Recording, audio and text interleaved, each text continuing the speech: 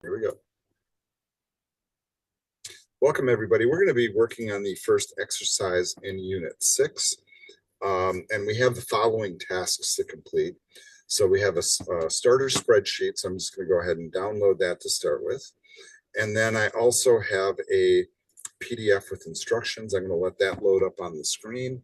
And then I'm going to take this spreadsheet here that I downloaded. I'm going to copy that, and then I'm going to put it where I normally store my stuff for this class. So I hope you guys have good file management going on.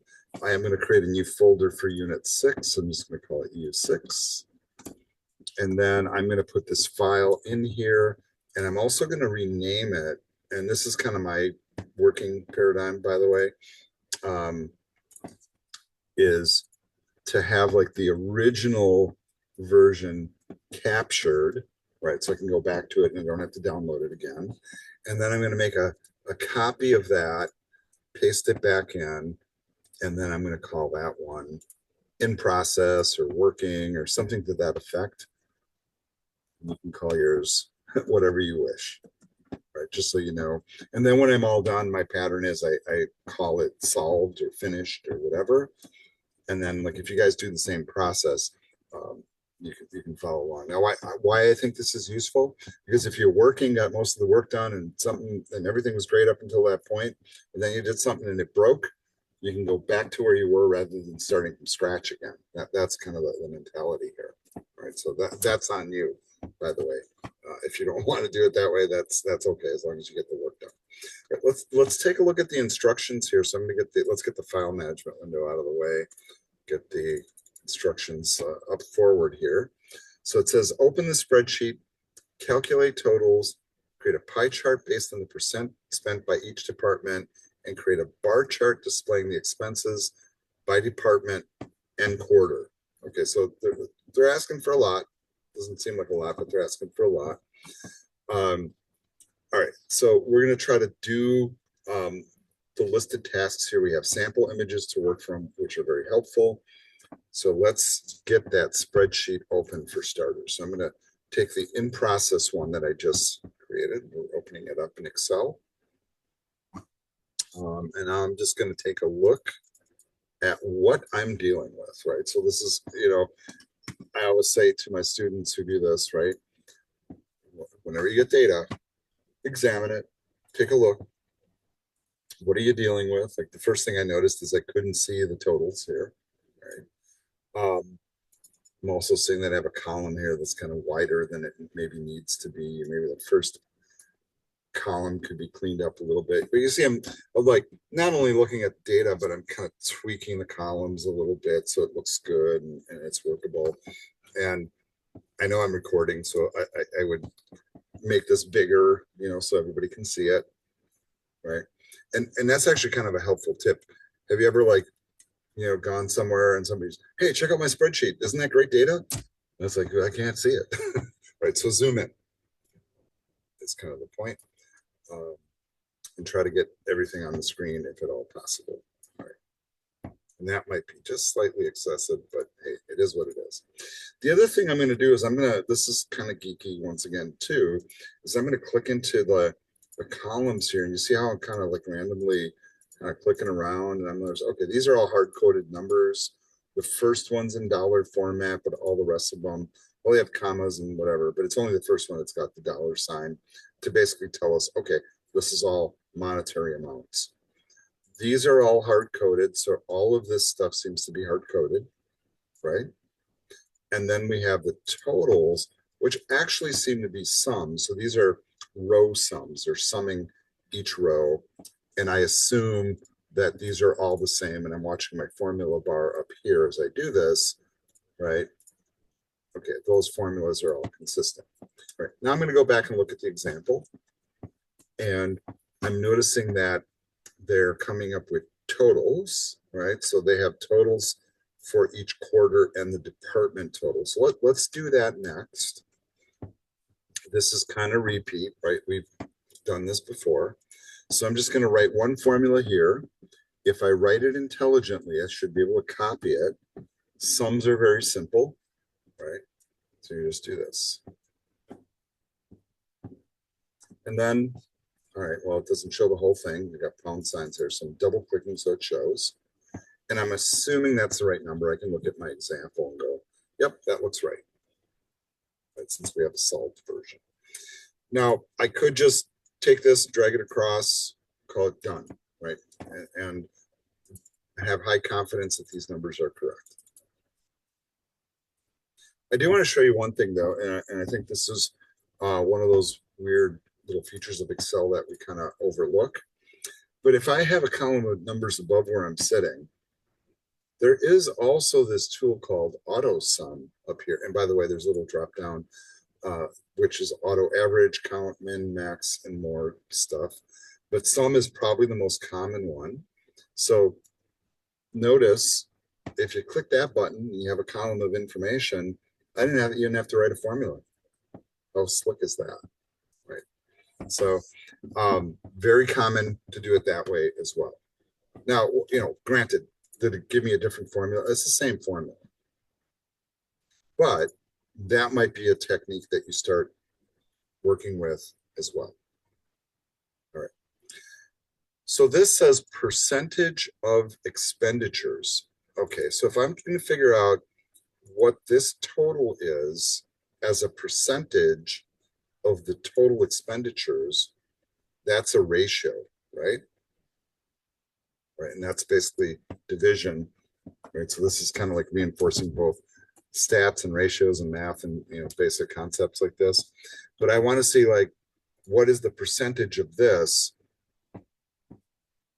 / for divide relative to that. All right. Now this comes back in standard numeric format, and it's telling me 4.6% basically is how much is being expended there. Back to the example really quick. Well, here it says 5.1. Okay, different numbers. Why? I'm not sure why. All right. I'm not sure like what they're looking at here, but calculate the average, lowest, and highest expenditure on the expenditures and details tab. All right. Expenditures, details. Okay, so I mean they have everything broken down. This is kind of interesting. I didn't even look at this, right? So when we have the legislative area, this is the expenditure. Well, those expenditures are broken down into these three categories, so that we can see basically what money is going into those positions. Right. All right. Why that percentage is coming up different, I'm not quite sure, but we'll figure it out. Right. It could be an anomaly or whatever. Maybe you guys will spot something I don't. The other thing is, will this formula be consistent all the way down? So like if I click here, the F3 part of it, right? So column F, row 3, that is going to change every time I move the formula down. So the first character in the formula would be equals F4, equals F5, etc. if I drag it down.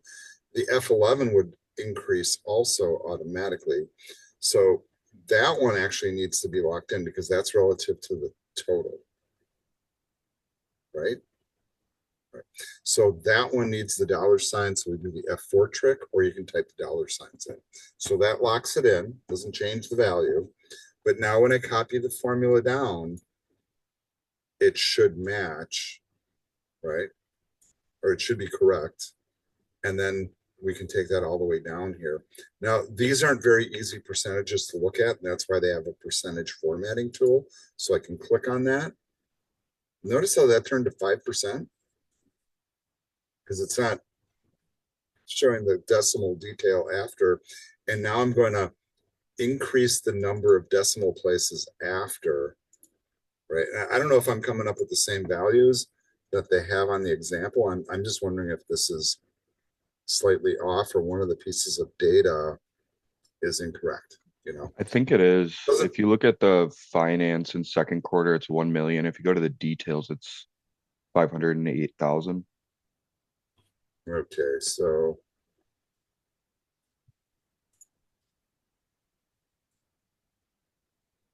Finance for second quarter is when I was looking at specifically.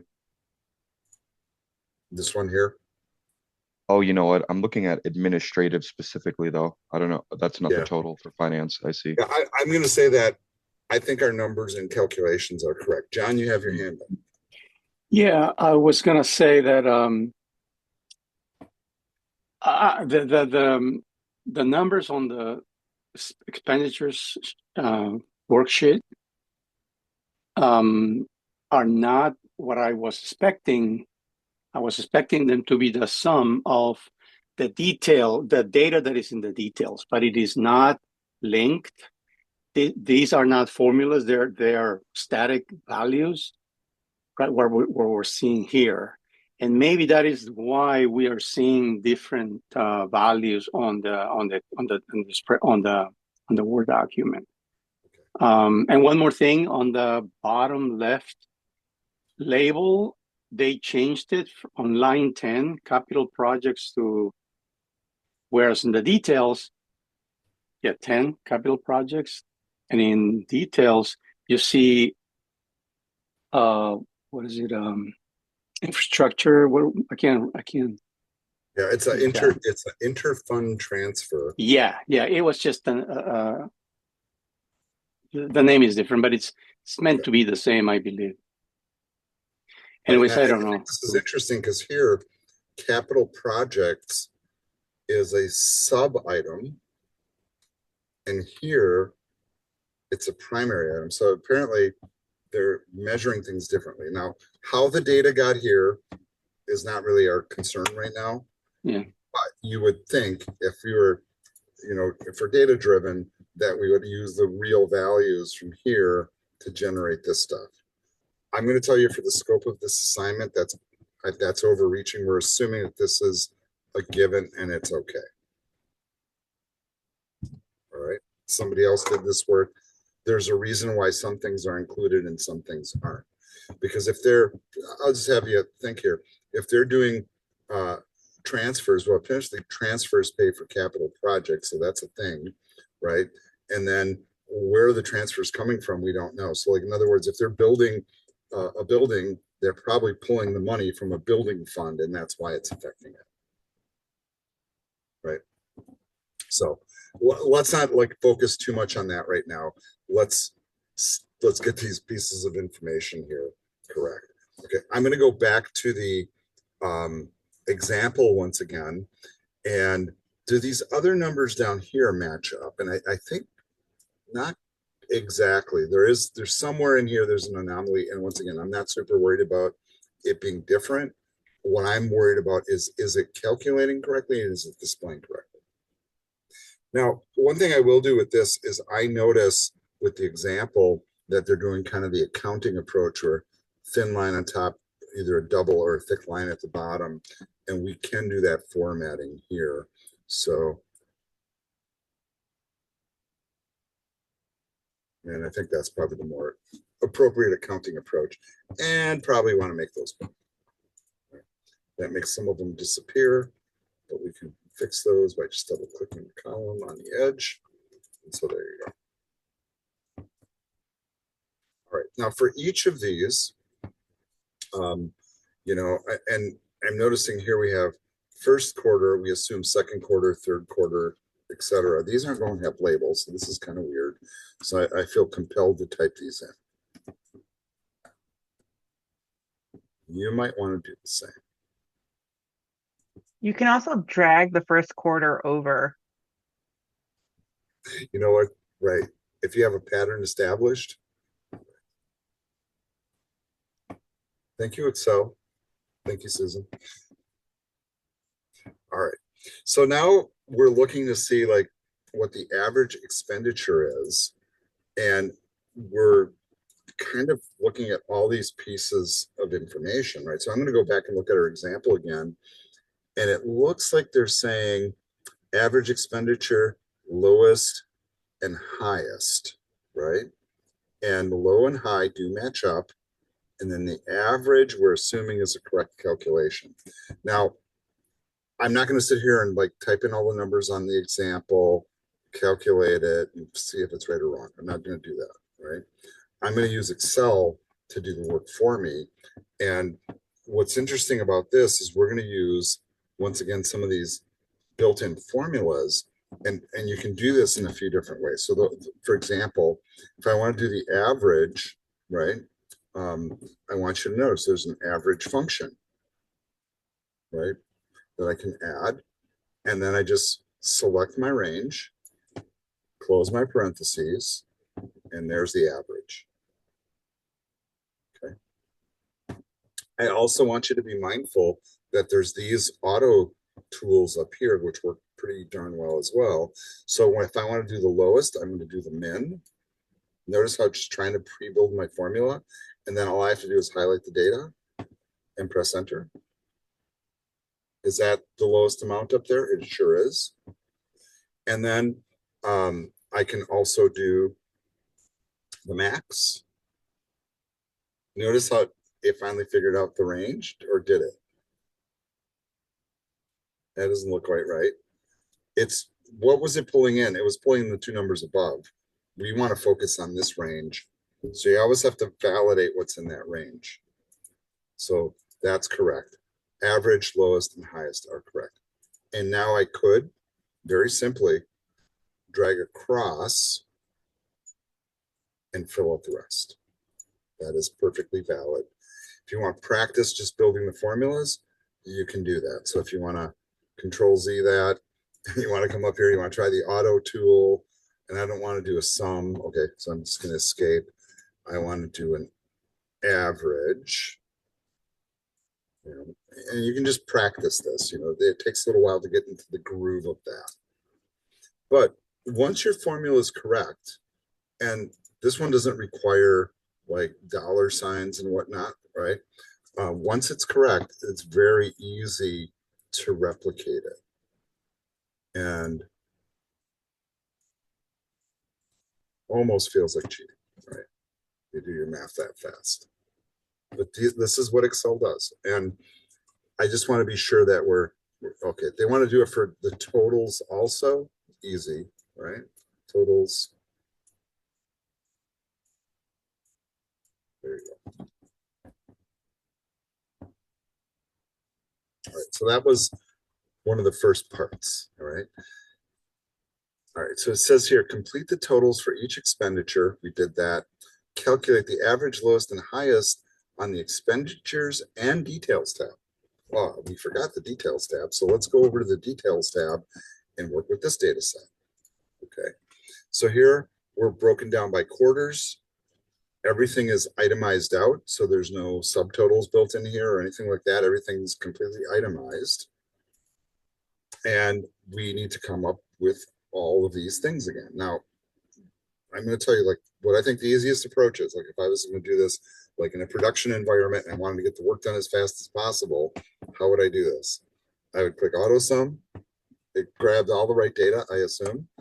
Right. Now, what I would suggest is you do check that, right? So like, no, I don't want to change that, but I want to look at the formula and then I want to scroll. Yep, it's all the right data. Right. So if that total's right, now these are all right. Right? Yeah. Same thing with average.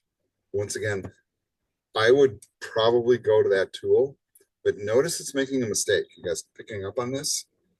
It's trying to include the total in the average, which I do not want. So this is where you got to be careful. So I'm noticing here, and this is probably hard to see for some of you, but it says C5 to C33. I want it to stop at C32. So I can actually go in here and change that to a 32. And so that way, when I check the formula, right, and I click on it, and I don't think I pressed enter on that. Here, let's do it like this. Let's see what range it selects. And it's, oh, it looks like I broke it. Okay, so perfect example of how you mess stuff up. And you know, here's what happened is my num lock key is turned off. There we go. So now when I click on it, I can see the whole data range. right? And you should also check the top part. Okay, that's not good,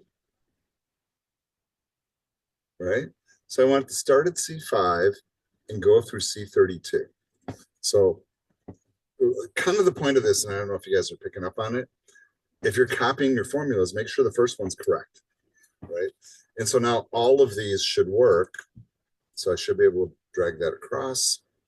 And now we can do min. So this one I'll type. So I'll just go min. There it is. Parenthesis. I want my range in here. So it's going to be everything. Close the parenthesis, press enter. That seems good. Let's just double check our data range here. Looks great. We'll press escape, drag the little box over. We assume it's right for all the columns. Now, if you want, you can always spot check one of these and go, oh yeah, that's good. Okay, good.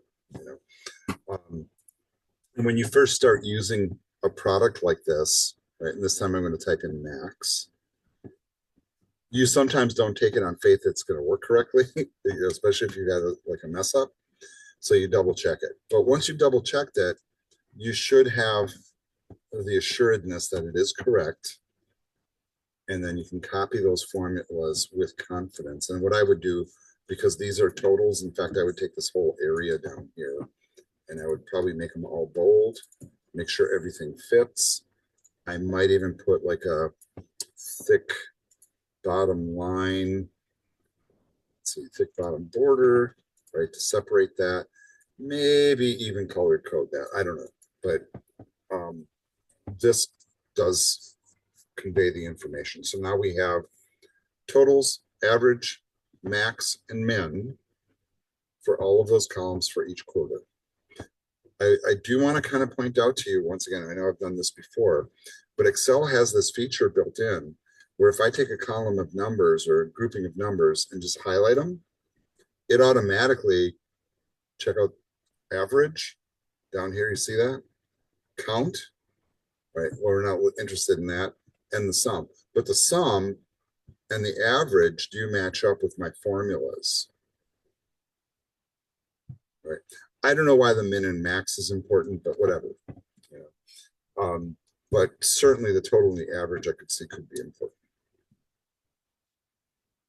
But I just want you to remember that feature about Excel. Like you just have like a, you know, a random collection of, you know, that was our numbers, right? Let's say you just have a random collection of numbers here, and I'm just going to type in some more, right? You can just highlight them, get your average, your count, and your sum without even running any formulas. And just keep that in mind, right? That feature is always there. And that's how standard these formulas are. Thank you for the emoji. All right. So now it says create a bar chart displaying the expenditures for each department per quarter on the expenditure tab. Okay, so I'm going to get started on this. We have like a minute left, but I'm going to get you in the mode for it. So the first thing I'm going to do is I'm going to go back to expenditures for each department by quarter, right? So I'm highlighting all their stuff. Do I need the totals column? I'm not even sure, right? But I'm highlighting this part because I know I do need this. And then I can go to the insert tool and I can insert a chart. And I want you to notice that they have recommended charts, right? So you can click into that, follow that tool. We saw that kind of in the video. Or if you specifically know what you're going for, you can go right to it. Notice that they have different categories here. And in some cases, like they have column charts of various different sorts. I think this is really fascinating. And this is a super cool feature of Excel. I'm not going to click through on any of these right now, but I just want to show you just all the different kind of bar charts that are available. And I didn't even do anything. I'm just like, my data is selected and I'm hovering over a menu. And it shows me the graphic right here. This is pretty slick. I don't know if you guys are picking up on this.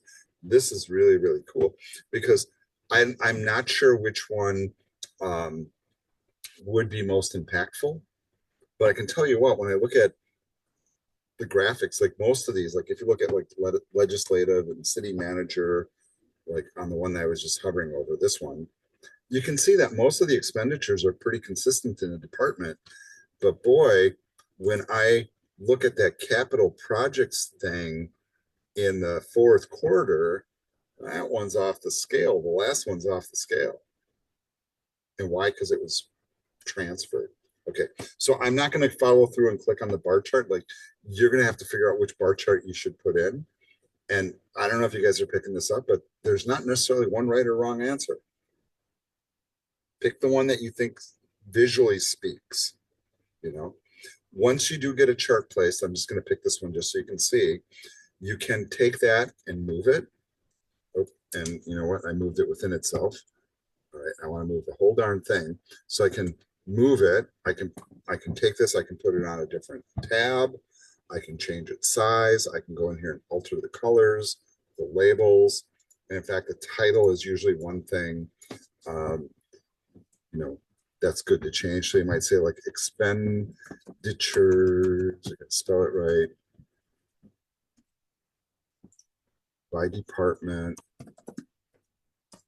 per quarter. Right. And you could take it much, much farther. You could say Aspen City Falls, you know, whatever it is. And you can actually make it look pretty nice. And then you could take this graphic and put it on a PowerPoint or put it on a website or whatever, right? But this shows, you know, pretty much that most of the data is pretty consistent, right? But that capital projects thing is an outlier, right? The chart shows it very clearly. All right, folks. It's as much time as we have today. We're already a few minutes over, so this video ends here. We'll get the solutions for this and the other exercise next week. But I do want you to work on those. All right, so this video ends here.